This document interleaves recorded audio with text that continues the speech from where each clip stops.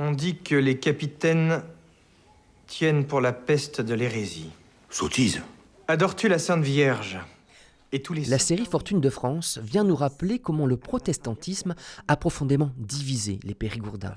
30 ans de guerre civile, beaucoup de morts et des ravages, comme l'église de la cité de Périgueux, à moitié détruite. C'est via la Dordogne et le commerce avec les Hollandais que les idées protestantes, critiques envers l'église catholique, sont arrivées en Périgord. Un premier prêche a lieu à Bergerac en 1545, dans l'église Saint-Jacques.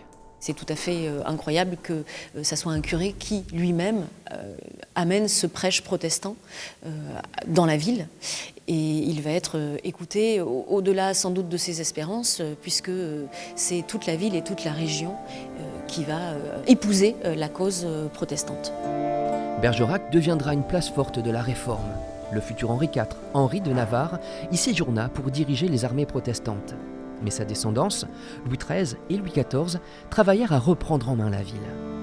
En 1621, le roi Louis XIII mène une croisade à Bergerac avec la volonté de soumettre la ville protestante. Les bourgeois, les artisans, les commerçants, les marchands de l'époque, les notables, les nobles aussi, ont dû subir cette abjuration, sinon ils étaient envoyés aux galères où ils fuyaient.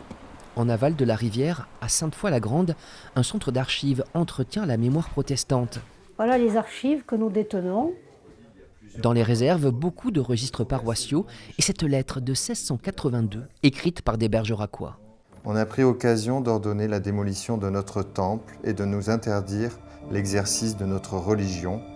Leur temple fut détruit, mais une pierre en a été conservée que l'on retrouve sur la façade du temple actuel.